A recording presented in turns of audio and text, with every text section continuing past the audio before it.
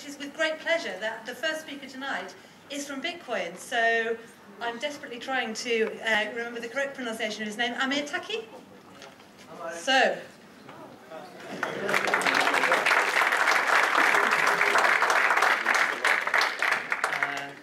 Yeah, I also brought Jonathan, who's really into finance and gold, and he's also really stand-up Bitcoin guy, so he can also cover like the non-developer angle. Yeah, Bitcoin is like another currency, just like dollars or euros or pounds. He said it's a virtual currency that isn't controlled by any central bank or any government or any central party whatsoever. Oh, right. It's totally peer-to-peer. And it's a proper, there's no restrictions on how you can use it. You can send money to anyone, anywhere in the planet. It's proper free trade. You don't need companies, or you don't need to register a corporation like you need to do if you use credit cards or PayPal or anything else. It's like anyone can like download the Bitcoin software. They can have it set up within 5 minutes and start accepting payment from anyone, anywhere in the world. You can have a 10-year-old kid set up Bitcoin within 5 minutes and start accepting payments from North Korea or Iran and set up a gambling website. Like, nothing can stop you. But it's good because there are some parties now who are trying. The internet is an amazing tool for the first time in human history that everyone in the world has the ability to publish and get their word out there.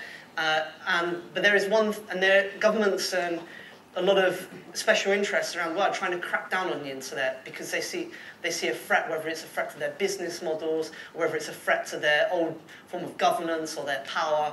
And one of the tools that they use to censor people is the payments system, because payments is a form of speech, and Bitcoin is for freedom of financial speech.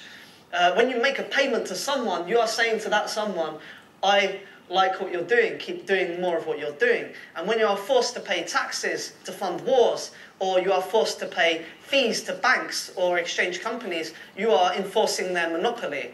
Bitcoin is a tool which you don't have to pay any of these people if you don't want to. It's like something really powerful when I hold Bitcoins on my laptop, which no one else can touch, and I send it directly over the internet to someone in Iran or wherever, without any middleman whatsoever, using software that I wrote completely myself because it's open source. So for those of you who don't know about software, we write something called source code, which is which gets compiled into a program. And if you want to make changes to the program, you need the source code. Now, things like Microsoft Windows or Mac OS, they're not open source. You can't change them because a company owns them. But Bitcoin is proper open source software. I can look at the software, and just like how someone can read French or Spanish or English, I can read the source code, and I can see that it does exactly what it says it does. It's a system based completely off mathematics. There's no people involved there. It's not a social system that's subject to fallibilities and failings of people.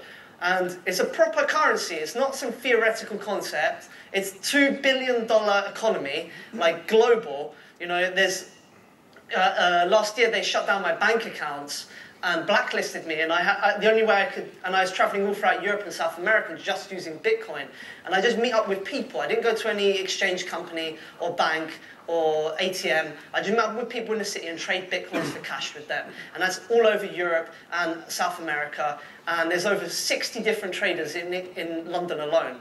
You know, it's something that's here now, is working. It has charts, graphs, marketplaces, everything. It's a hacker-fueled economy. All right.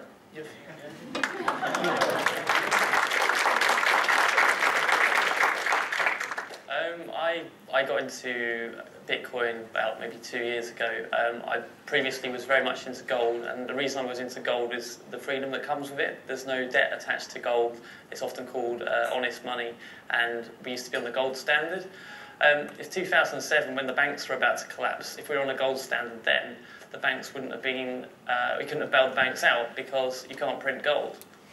And, you know, lots of people, including myself, think the banks should have suffered, they should have collapsed. And with Bitcoin, it's almost like a virtual gold because it's limited. There's only 21 million of them, and that's it. No one can create any more. So if you're banking if you're using Bitcoins, the governments just can't inflate it away or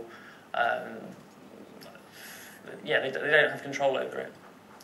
It's amazing. For the first time, like, you can actually store digital money on your own computer. I mean, for years, like, we've had like virtual banking, and we all look at our balance on the internet and stuff like that. But you're still storing your money on their servers, and when you've got money in a bank, that is the bank owing you money. Like, they owe you that money. It's not your money in the bank. It's them promising you to pay you in the future. With Bitcoin, for the first time ever, you can store money directly on your own computer, and like, if you lose it, it's gone. It's your own fault. But that's the beauty of it. It's a flaw, but it's amazing as well. Yeah, I actually think that's a far better security policy. One where instead of like having to trust some party, I can choose what level of trust I can give to that party. You know, by default, you know, I can have, for a person like me, it's far better to have it on my laptop because I know how computers work. But someone else can choose to put that trust in a third party. But it's not like if I want to use Bitcoin, I must use banks or other third parties. And because anyone can set up a bank, because it's like a system where anyone can enter, anyone can become a bank. So you're not going to get these proper scams like with Western Union, where they're charging 20%. Like, I was going to like Western Union and go, oh, there's no fees whatsoever. There's no fees. But then I was looking at the spread between the buy and the sell, and they were charging 20%. So to send $2,000, I have to pay $400, which is fucking disgusting. It's like, no, this is proper legalized scam. These are scam companies, and they operate everywhere. They're like, high streets, you know, and it's really like gross. Like when WikiLeaks, who is revealing information about how governments actually work, like giving us these huge dumps, which is a huge amount of historical data that we can actually use, because if you're in a marketplace as a consumer, you need to have that information there to make accurate purchasing decisions. But if it's hidden from you, you can't make good purchasing decisions, you know? And that's how is a democracy meant to work when everything is hidden about all these secretive organizations? And then they were going and the Department of Justice was putting pressure on WikiLeaks payment options, and all the other companies serving them had them all shut down. And Bitcoin was the only lifeline during that period of time. And these are clearly political decisions. You know, when you have Visa and MasterCard and they're still serving the KKK, but they refuse to serve WikiLeaks, you know, that's, come on. And other neo-Nazi websites.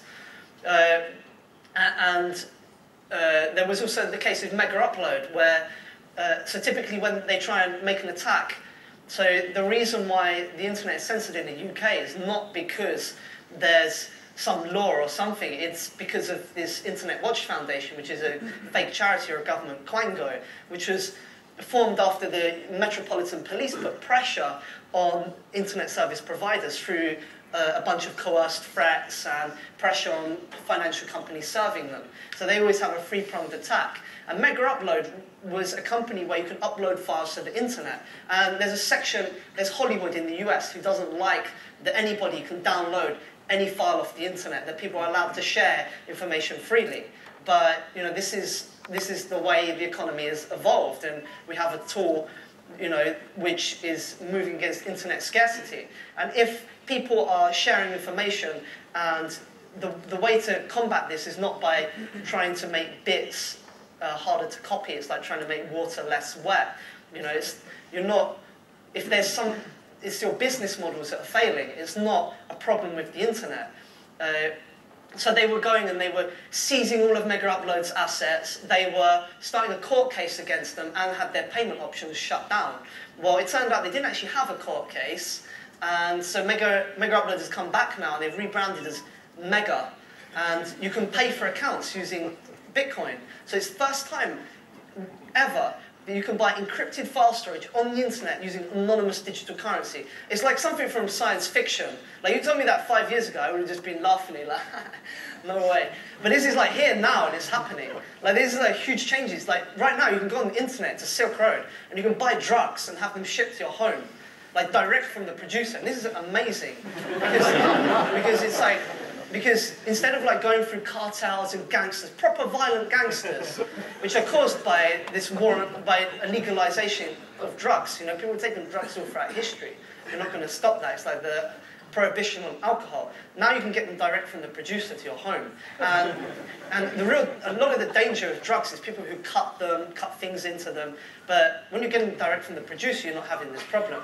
And in the same way, this is what Bitcoin does also. There's a big problem now in not only with the financial system, but with businesses as a whole, is that you're going through so many middlemen and they're all putting a cut in between. And by the time you get the end product, it's inferior quality and overpriced. But with Bitcoin, it's like financial instrument, which is, there is no middleman and there's no one cutting it. So the fees are nothing or very, very low. And you're not having people censoring you, so you can make payments to anyone, whoever you want, wherever you want, and whenever you want, and no one can stop you. That's like proper tool. It's because making a payment is a form of speech. And that is what Bitcoin is about.